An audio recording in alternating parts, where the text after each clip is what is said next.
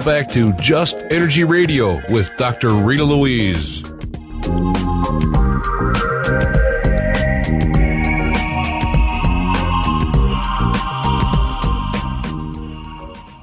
Hello and welcome back to Just Energy Radio. I'm your host, Dr. Rita Louise, and thank you all for staying tuned to the second hour of the show. Don't forget, Just Energy Radio is brought to you by SoulHealer.com, and you can listen to the show live every Thursday night from 8 to 10 p.m. Eastern Standard Time here on the Inception Radio Network. Don't forget, check out our YouTube channel, Just Energy Radio, and do subscribe to the channel, or sign up for our weekly newsletter where you'll be kept informed of, all the upcoming guests. And, I do put out a newsletter kind of regularly. And if I create a new YouTube video, I send out a notice about that or anything else that's going on with Just Energy Radio or SoulHealer.com or the Institute of Applied Energetics or, one of the million other things that I might possibly have going on. All comes out through the newsletter. So in this hour, we're going to be speaking with Craig Campobasso. Oh, it's starting already. Campobasso about the stranger at the Pentagon. I'm going to attempt to read his bio because I'm already laughing. And we're going to go from there. Craig has been casting for more than 2 decades and was nominated for an Emmy for casting David E. Kelley's Picket Fences. Some of his credits include Sky Captain and The World of Tomorrow, starring Jude Law and Angelina Jolie, The Godson, starring Don DeLuise, Screw Loose, starring Mel Brooks, Redline, starring Eddie Griffith, Tremors 3, starring Michael Gross, and most recently, The Perfect Host. Craig has also produced,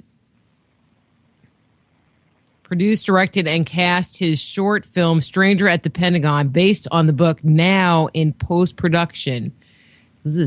Anyway, from strangeratthepentagon.com, Craig Campobasso. Hey, Craig. Basso. Hi, Dr. Rita. Campobasso. See, I only totally trash people that are really cool names, so it adds you to the list of really good people that go. It's okay. I've heard it said a million different ways. Well, I mean, I really do come by this honestly. I'm kind of dyslexic, and so phonics is like, I am not hooked on phonics. So I just try really hard, and probably my husband's listening to the show, shaking his head going, oh, God, not again. So humor me with my bad pronunciation. So. No problem. Okay, so Craig, you're working on the full-length version of Stranger in the Pentagon, which involves extraterrestrial visitation on the Earth. But what inspired you to create the film in the first place, both the short version and now the long version of it? Well, I'll give you a little short capsulated version of that. I originally read Stranger at the Pentagon in the 80s, and the book was first published in 1967, based on Dr. Frank Strange's, who met with this being from another world, who was living at the Pentagon at the time. He met him on Christmas Eve, 1959, at the Pentagon, and that's what the book is based on.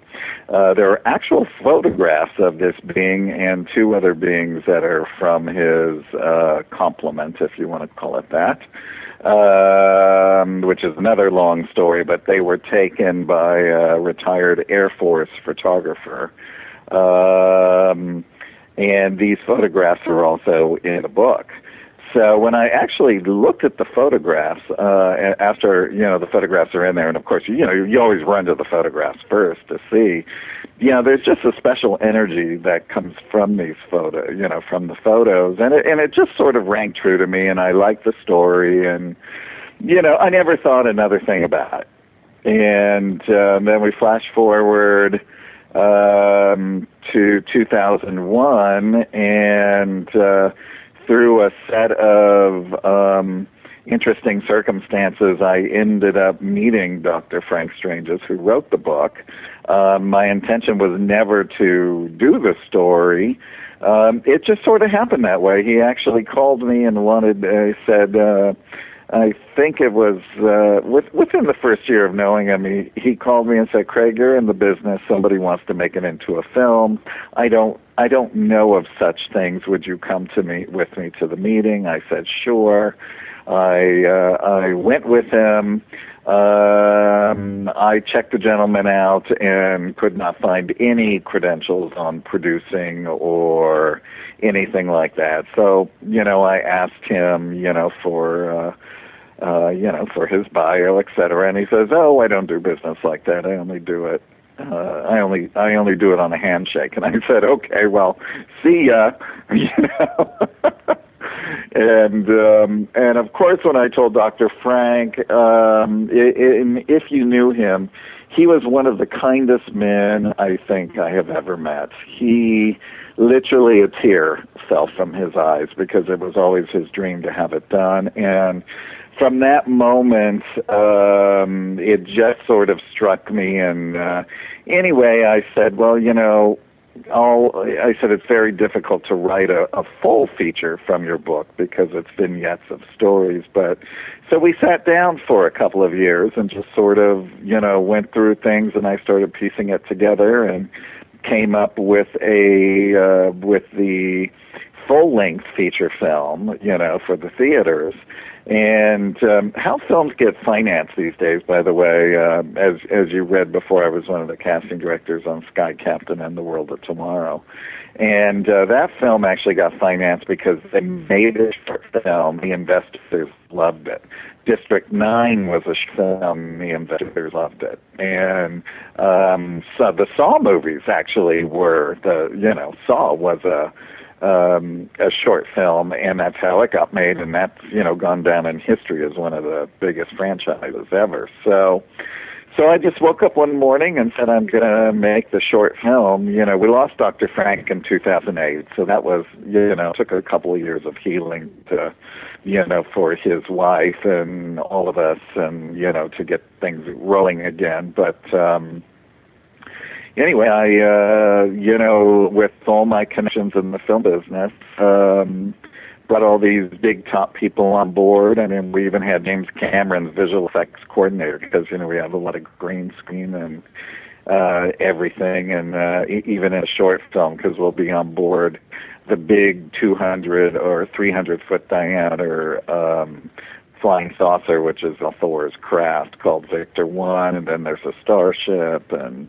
all the stuff that are on those ships and the exteriors of those ships as well. So even though we'll be in 1957 to 1960, Washington, D.C., will be in high def on, when we're going into the extraterrestrial world. So that's how I, sort of got involved, and that's just a little capsulated version. People, if they're interested, could see the basic storyline is on the, I've done little videos and promos that are on the homepage of strangeratthepentagon.com.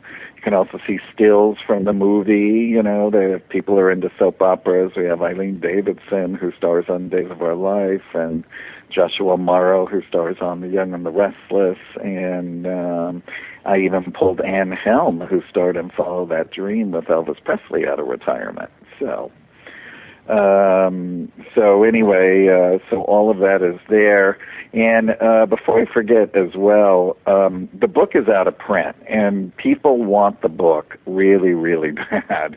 And we are still, we're still trying to raise funds to finish the film because visual effects are quite expensive. So there is also a page on strangeratthepentagon.com called Help Fund, the film, and for a $25 donation, people can get a download of the film when it's done, a book which I'll autograph to them, and an I Heart Valiant Thor bracelet, and then there's different tiers where you can get a lot of cooler stuff like posters and other out-of-print Dr. Frank books, including another book called Outwitting Tomorrow that was also co-authored by Valiant Thor. So all these things people have, scouring the internet for, because I think on Amazon they're starting at 100 and going up to 300 and 400. So, Ow. yeah, so but anyway, it's worthwhile. It's a definite worthwhile cause, and again, it's spiritual science fiction or science fact. We leave that up to the viewer, and when you're actually watching the film. So, well, and that was kind of my next question. I mean, I know it's based on a book, but is the book a factual or an allegedly factual encounter, or is it more of a science fiction thing? And probably where we should start is, I don't know if everybody knows what you're talking about. Stranger in the Pentagon. What the heck is that? Well, what's that about? Here's here, I'm going to give you the little encapsulated version as well. Is Sidney Poitier coming for dinner? I mean, kind of. The story actually takes place when Valiant Thor is a created being, or what we would call an angel in human form. Now, I'm giving you the story as it is in the book. All right, and he comes in his craft on which is called Victor 1. And lands on Saturday, March 16th, 1957, at 8 a.m. in the morning in an agricultural field in Alexandria, Virginia. The first on the scene is a cop car with two cops. They've radioed in. The Pentagon has been alerted. Everybody is sort of scammering. The man walks out. They have their guns drawn, and they literally feel such an emanation of love that they literally their hands just fall to their side, and they actually have a conversation with the gentleman. And he said that he has an important message for the president, who was Eisenhower at the time. They're escorted to the Pentagon. He meets with the Secretary of Defense. And, mind you, all these people are being called in. And he actually goes and meets with Eisenhower, Nixon, and the Joint Chiefs.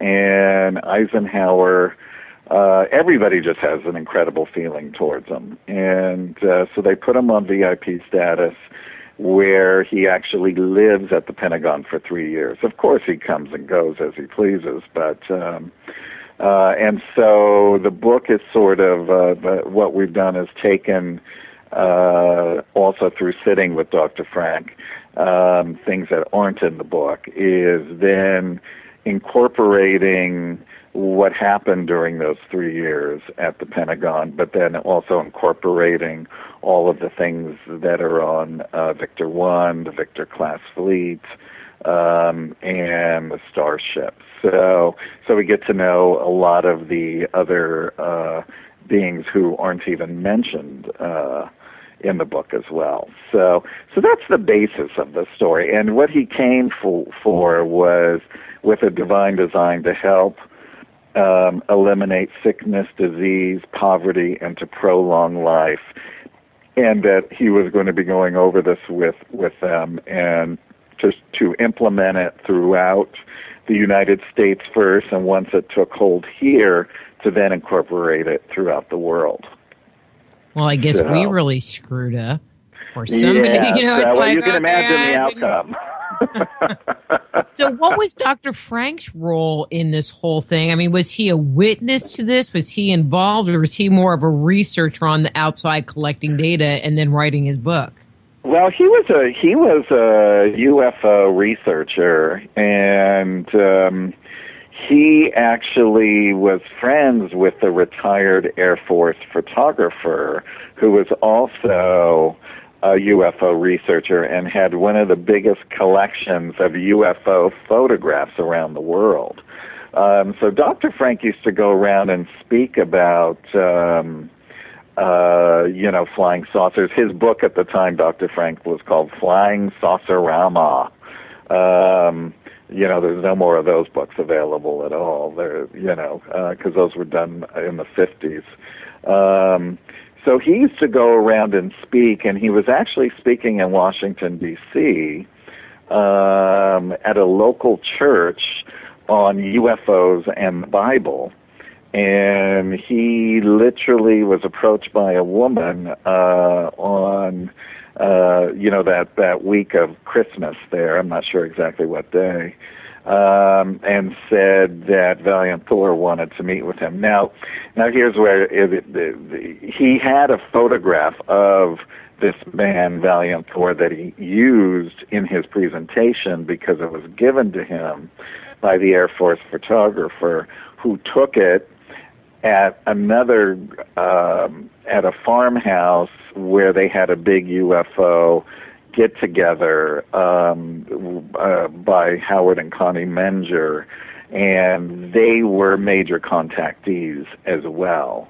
So, and when the Air Force photographer took the photos of him and met him, he said that he did not have fingerprints or palm prints, that his hands were completely smooth, and that when he looked at him, it was like he looked through his soul and read his entire soul history at a moment's glance. He said it was the most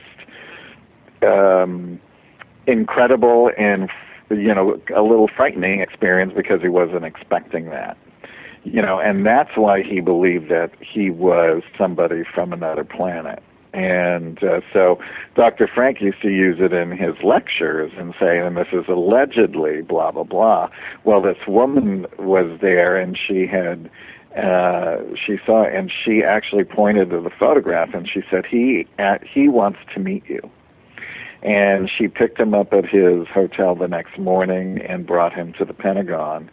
And he actually met with him and discussed, he told Dr. Frank a lot of things about himself that he didn't know, which he had confirmed from his parents later on. But he, told him other things as well, and that they would be seeing each other again. And Dr. Frank also said the same thing, that his hands and were, smooth. He called them smooth like a hard-boiled peeled egg. That's how smooth his hands with no prints whatsoever. And then Valiant Thor left on March 16th, 1960. Dr. Frank wrote a little book about this meeting, which was called My Friend from Beyond Earth, which was published maybe in 1960, 61. And then Valiant Thor, Dr. Frank says, came back on March 16th again in 1961, 1 year later, and contacted him, and then he wrote and published Stranger at the Pentagon, which was with more information, in 1967. So that's a little encapsulated version. There's a terrific video that I put together, by the way, that's on the homepage of Stranger at the Pentagon for everybody to view as well. See, and I guess I must have totally missed that. I was like looking at photographs, looking at all this stuff. No video. All right. There's a video on the homepage all the way at the bottom. If you scroll down, there's some promotional videos. There's a video of me showing what we did, shooting and, bringing all, showing everybody our costume design and our set design and all of that. It was a little behind the scenes sneaks, and then a little, like 30-second promos, and then at the very bottom is like a 7-8 minute story with Dr. Frank actually telling the story at the end of the video in his own words from a television show that he did. I'm like, okay, when did those materialize on the webpage? Okay, I'm just gonna move along. I'm just moving along. I know there's lots and lots to look at there. So, well, maybe I just didn't scroll down. Because I've been on. I'm like, okay, maybe I've been on the webpage. It's like, no, I've been here. Anyway, we're just moving along. Okay, so where did Valiant Thor come from? He came from the interior of Venus. So the information that was given to Dr. Frank from Valiant Thor is that all of the planets in this galaxy are populated. They're all populated on the inside. They have the capabilities of using them like giant ships. So the whole insides, they can level them with floors. They have ways of making infinite-looking skies. They can they have these things called synchrotron skies that can go from day to night. So everything is mirrored as if it were on the outside, but you don't have the outside influences. So, and as we all know, nobody could live on the surface of Venus anyway, with all the gases and all that sort of stuff. And also that the Earth is also populated on the inside with several races, and that there are photographs that were taken by NASA, which Dr. Frank showed me, where there were the openings, giant openings at the top of Earth and at the bottom of Earth as well. Those are the entrance fields. Or the entrances to get in, you know. There also was the big famous story of Richard E. Byrd, you know, who was exploring, I think it was the North or the South Pole, I'm not sure which one, and his plane was going actually over the hole and his engine cut out, and that this advanced race that was living on the inner Earth pulled him in to safety, and he stayed there with them for a while and learned a little bit about them, and then came back and wrote all about it. There's, I think there's some books out there as well. In fact, the gentleman who was a part of Project Blue Book at the time was Harley Byrd, who was Richard E. Byrd's nephew, right? And he wrote the foreword to Stranger at the Pentagon and confirmed Valiant Thor's presence there, living there, and all that. Are you familiar with Project Blue Book? Yeah. You are? Okay, good. I just wasn't sure.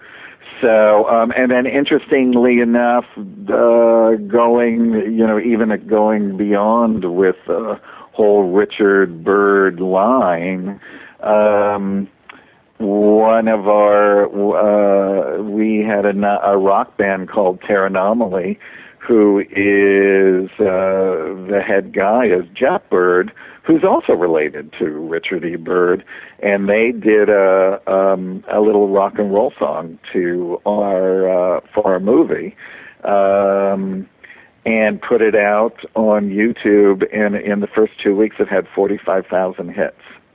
Cool. Yeah, and MTV loved it so much they put it up on their site. So they did a nice little video as well. And not to mention that I went to Richard E. Byrd Junior High School. So there's a whole little Richard E. Byrd connection here. Look at that. Well, and I don't know if you know Brooks Agnew, but I mean, he's supposed to be working, and it should have either just happened or just be happening. You know, it's like you hear this murmuring and then you don't ever know what happens.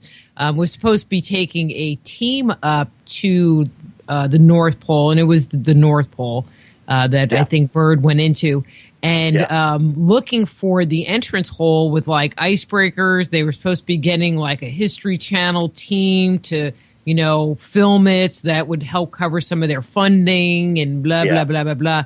You know, but, you know, I heard the lead up to it, but I don't know if they actually went or what, you know, what's happened. So That's a little bit of a mystery. I too heard all the lead up and then never heard what happened as well. So, but it was supposed to be this summer, so I don't know. Yeah, it was supposed to be this summer. Yeah, well, from what Dr. Frank had said, I remember somebody had mentioned something like some other expedition, and he said they probably won't find it or won't reach it because, they have ways of keeping people out that don't belong. So, but interesting. I mean, who knows? It'd be interesting. I wonder if some of the astronauts saw it because, a lot of these astronauts have now come out and talked about, they were on Steve Bassett's panel for disclosure and, and have talked about seeing, extraterrestrial crafts out there when they were there and, in outer space and all of that stuff. So it'd be interesting. But I mean, even if you look at the mythological records of people that have gained access to the subterranean realm, via caves and stuff, they'll talk about, well, I went into this cave following, a deer or whatever, and there were these vast cities and blah, blah, blah. And then they leave and they try to get back in and they can't because the cave is sealed up or, it's sealed up. Yeah, exactly. And there have been, Dr. Frank said that the people, in these cities do bring people down from time to time from up here, to actually experience it. But, those people aren't going to come to the forefront. So, right. Unless they write a book about it, which would be quite interesting. But those stories permeate mythology. Yeah. They're all over. Actually, I'm going to be doing a book on that topic. So, I mean, they're everywhere. Everywhere. Yeah, absolutely. All right, but let's go back to the movie. Or maybe sort of about the movie. I don't know. I'm just going to throw questions out, and you'll be like, that's not in the film. That's important. Okay, so I've heard stories that Eisenhower made some kind of a deal with the ETs, and then I've heard some people tie that to, the reptilian presence or the reptilian agenda, and then I've even heard stories that said, well, they'll give us technology if they can, like, abduct people and eat us for lunch or something. I've read all kinds of weird things. Yes, I have too. What do you think? Is it in the movie? Well, nobody knows for sure, but it is definitely it is confirmed even when Steve Bassett just did his disclosure. Actually, I think it was Richard Dolan just interviewed somebody who was in the times of Eisenhower where he, and if you just, if people just YouTube Richard Dolan, 2013, the video should pop up. This guy he was going to die within 2 months, and he literally talked about the alien presence in Eisenhower. Mr. McElroy, I cannot remember his name. He was a congressman, I believe, in New Hampshire. If people go to my YouTube page, Craig Campobasso, the video should be there. He actually did a YouTube video confirming that Eisenhower met with beings from other worlds, that he actually saw the classified documents. So we do know that he was meeting with many different races at that time. And I'm sure they all had different agendas, and I'm sure that they were all of various I'm trying to various consciousness, shall we say.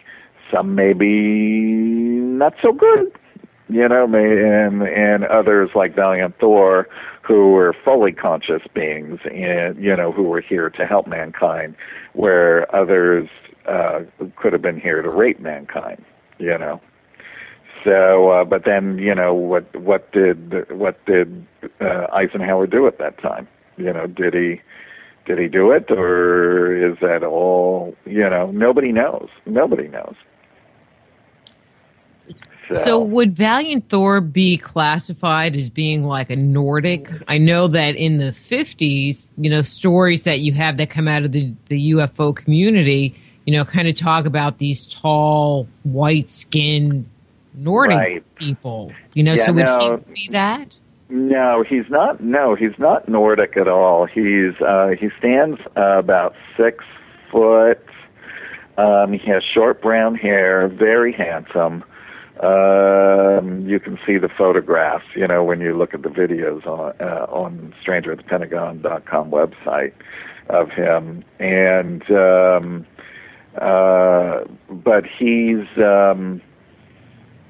he would just look like, if he was walking down the street and you looked at him, you go, well, that's a very good-looking guy, But a lot of them look just identical to us and can fit in and walk around, and you'd never know, And it's interesting because I think all these people back then were talking about this energy that they were feeling from him.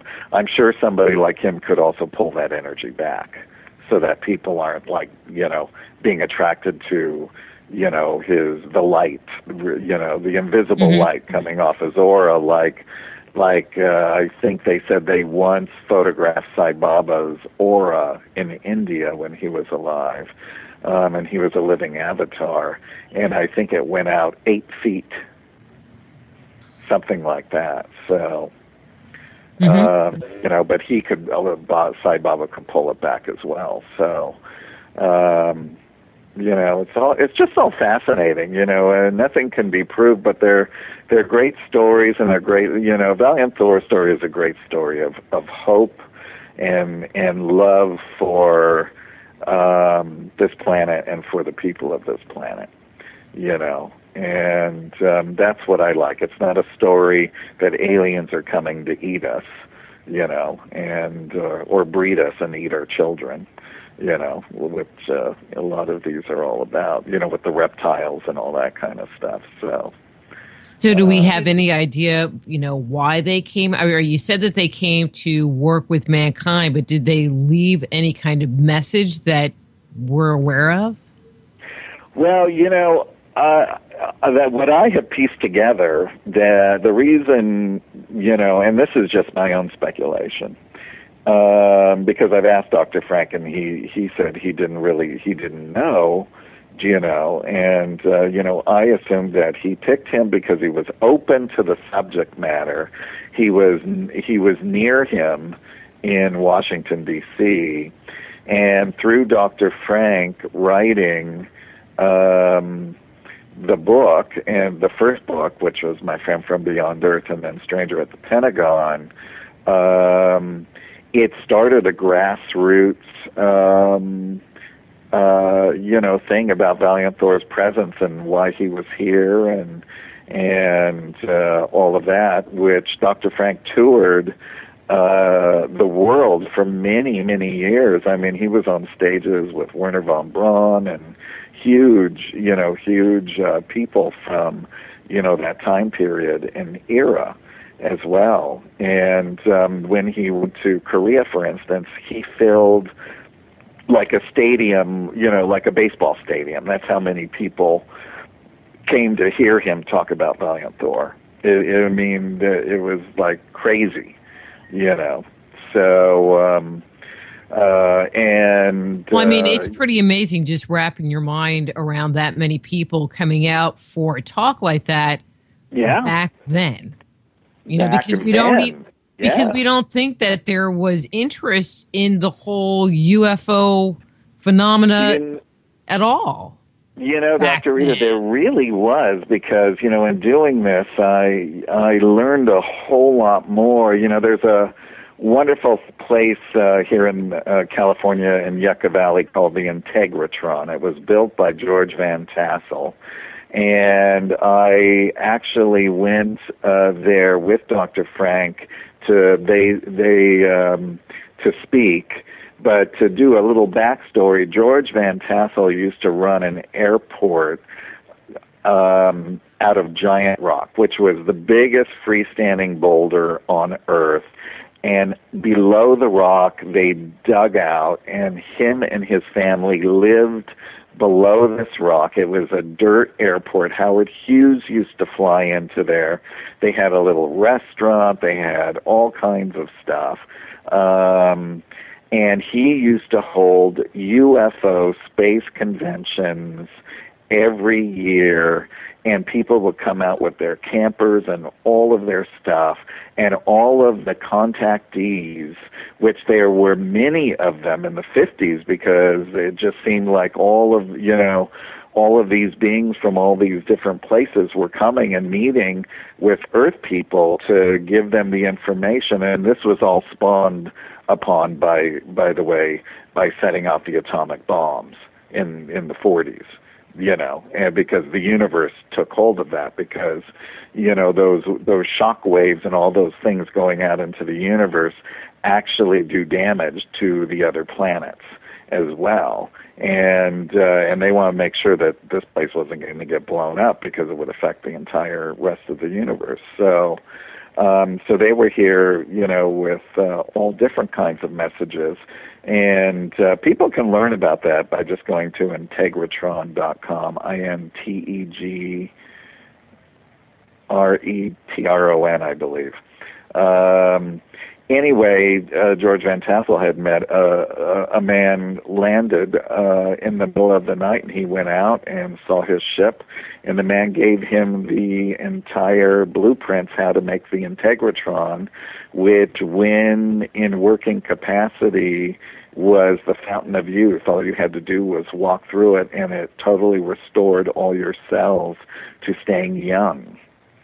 So, of course, the building's complete, and he was never able to finish it before he passed away in the 70s. So, but Dr. Frank used to be the MC at all of these UFO space conventions, and then when he met Valiant Thor and then had his book, I think the space conventions went on into the 60s somewhere. And then, stopped at some point. But it's all extremely fascinating. These were all of the people from that time period that we don't want to forget, because they had fantastic information, from these beings that were coming and sharing, all about the universe. Everybody sat here and said, I want to know what's in the universe, right? Mm-hmm. So it was just fantastic talk. But it seems like a very different experience than what you hear of the Betty and Barney Hill story, which is kind of identified as being the first documented situation of contact and abduction. Well, that was because, too, they were hypnotized. They didn't remember, but they were hypnotized. The difference between all the people that were at the Giant Rock, at the space conventions, all those contactees, is theirs were physical with humans. These were humans. These weren't beings from the Zeta Reticuli, who were the ones with the little bug eyes. Actually, the ones with Betty and Barney were the good set. There's supposedly two planets. One's with the scientific ones who are doing the abductions, who also supposedly live on the inner Earth now, and the others were fully conscious beings, and those were the ones supposedly that met with Betty and Barney, or who took them and shared with them all of those experiences. So. But then again, I really, I don't know. I did get a copy. Betty wrote a book about this towards the end of her life, and I got one of the last autographed copies, before she passed away. So she's written it all in her own words, and I'm sure it's probably out there online somewhere, Well, and we've had Kathleen Martin on, who's her niece, telling their story. So lovely. She's a really great lady. Really great. Yeah. Okay. So, one of the things that I noticed in looking at the pictures, but not watching the videos because I didn't see them, was that They're keeping track of how many times I laugh on the show today. So I have to put some numbers out there, Anyway, so Dorf, check. Okay. But one of the things that I noticed is that you chose to dress these people. Maybe I just missed some. All right, I know I missed a lot, so this is probably a really stupid question.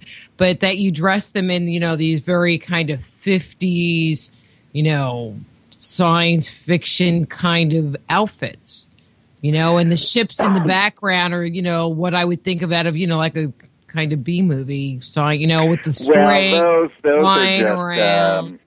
Those are just background. Those are just photoshopped. So those aren't the real backgrounds to what the movie is. It's just to add a little bit. Real ships?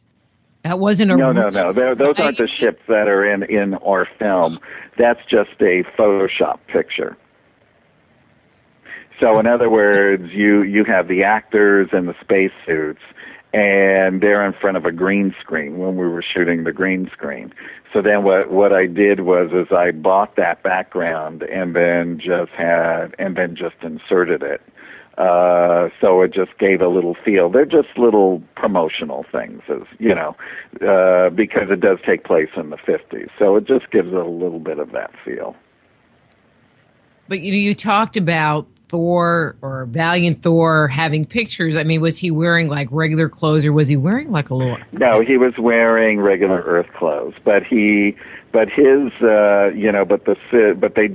do have suits, and they all wear suits, and even when people visit the craft, they go into a special room first, where you take off all your clothes, you leave all your belongings there, you go into this sort of shower that takes that, what do you call it? It disinfects you. How's that? Decontamination chamber. It decontaminates you from anything on Earth, and then you actually put on a suit, and then you actually go into the main part of the ship, and that kind of thing. So, it's all. It doesn't take that long to do, but Dr. Frank says every time you go that you have to go through that process. And, if you wore glasses, you don't have to wear glasses. If your back hurt, your back doesn't hurt. If you walked with a limp, you don't walk with a limp. He says, it's so incredible that you just never want to leave. So kind of like being in heaven. Yeah, exactly. Well, they've learned how to create heaven. So, and that's what they're here to share with us, is to show us how to create heaven as well. Wow, that was deep, Rita. I pulled that out of nowhere. Well, I'm not going to say, but there's a planet. Okay, that say might my be name. Kind of close. Say my name, Rita. Say my name. Greg Campobasso. Oh, my God. Okay. Am I close? You did really good. Your husband will give you a hug and a kiss when you get home. Hey, by the way, too, if anybody loves all of this stuff, if they want to check out a book that I wrote, which is about the entire spiritual universe and the plan of raising consciousness on Earth. It's fully illustrated, and the foreword's by Sylvia Brown, and lots of celebrity kudos and all that kind of stuff. It's called The Autobiography of an Extraterrestrial Saga, and then it's subtitled I Am Tehran. It's major spiritual stuff, and people have Kindle. I think it's on sale for $3.03 on Amazon. So that's yours?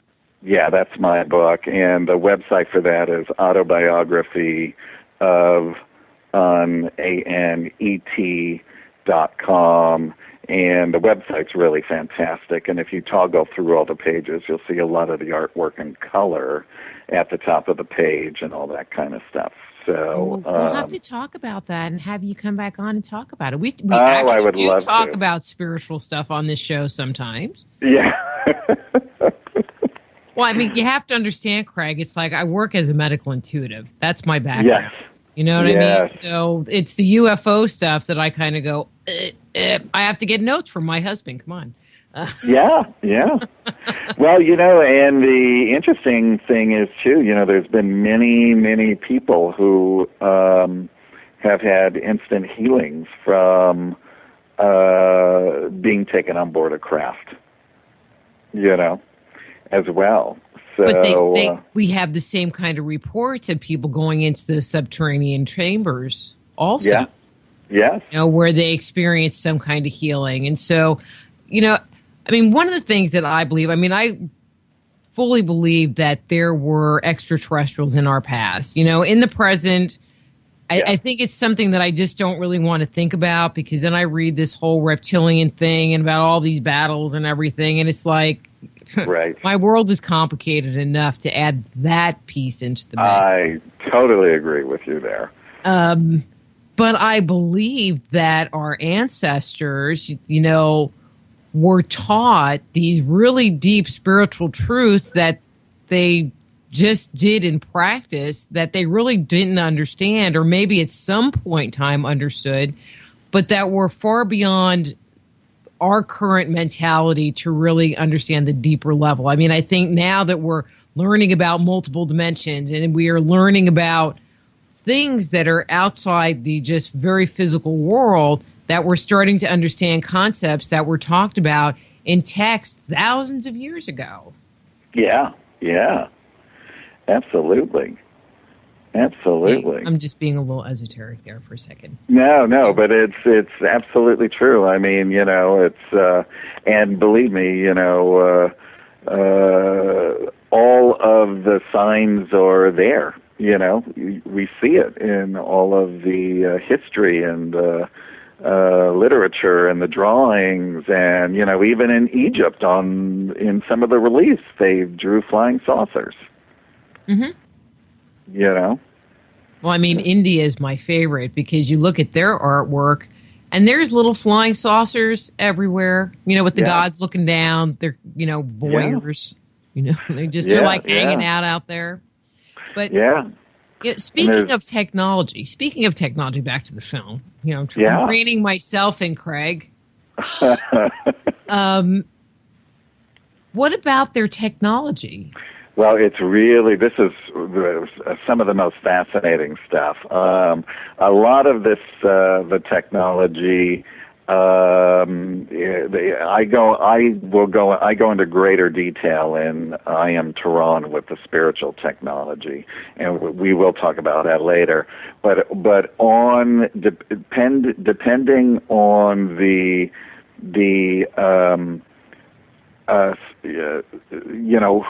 who each of the beings are, like a Valiant Thor, or if they're just regular extraterrestrial craft, all of the craft are different. Like Tehran's craft, for instance, is made from his own DNA. The actual skin of the ship is alive, and he controls it with his own thoughts, and it's called a thought ship. So he can think it anywhere, not only in this universe, but in any of the other universes, or any of the other 6 super universes as well. You have to gain access to, permission to go.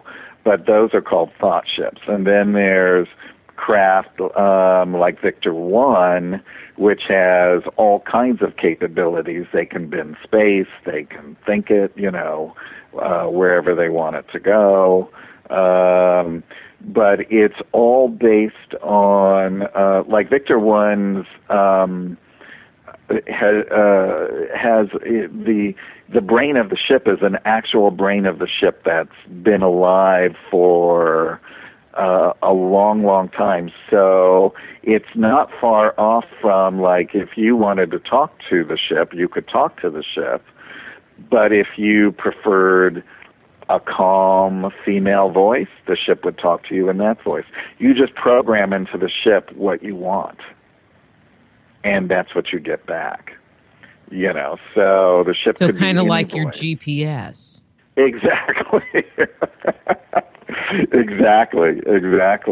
I mean, You we know, only, and- you know what? I'm looking at the clock. We only have a minute before the music's Oh, my going to come God. up. Well, don't I know, forget- this don't went too forget it. fast. So give a plug, you know, what you want people to do. Go to the website, give a donation. Just fast. All right, yeah. So people, you can get a copy of Stranger at the Pentagon movie and book the movie when it's complete, probably next year, for $25 donation. There's all different kinds of things. You can go all the way up and become an executive producer and get all kinds of goodies as well. And there's posters actually of Victor 1 and its blueprints, and posters of the starship and all different kinds of cool things. And then you want to check out Autobiography of an Extraterrestrial, I Am Tehran.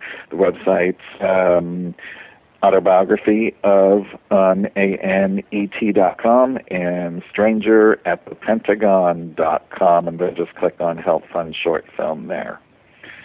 So, Well, cool beans. cool Well, beans. thanks for coming on the show, and you will definitely be back. I had a lot of fun with you. Dr. Rita, that was so much fun. Yeah, just call me. I'd love to come on. We'll talk about I Am Tehran, too. Cool, and we can get into all like weird esoteric stuff and make God, sound yeah, I love that. effects and everything. I love that. All right, Craig, I am going to let you go because the music's going to come up and then they'll cut me off. And Okay. Thank you Okay. so much. Have okay, a great thank weekend. you. You too. Bye. All right, bye. Bye-bye. That's Craig Campobasso. His website is strangeratthepentagon.com. And then next week, we're going to be speaking with Andy McFarest and Josh Reeves, talking about all kinds of stuff. I don't have that page up, so just tune into the show and listen because it's going to be great. Oh, and for those of you that are in Texas, you know, and this is about the show with Josh Reeves, we're going to be talking about, I live in the Dallas area. So if you're, you know, some of my listeners that are in the Dallas area, we're going to be talking about the rock wall in Rockwall. So that's going to be really exciting. I'm excited about that. Anyway, till next week, I'm Dr. Rita Louise. You're listening to Just Energy Radio. Be blessed.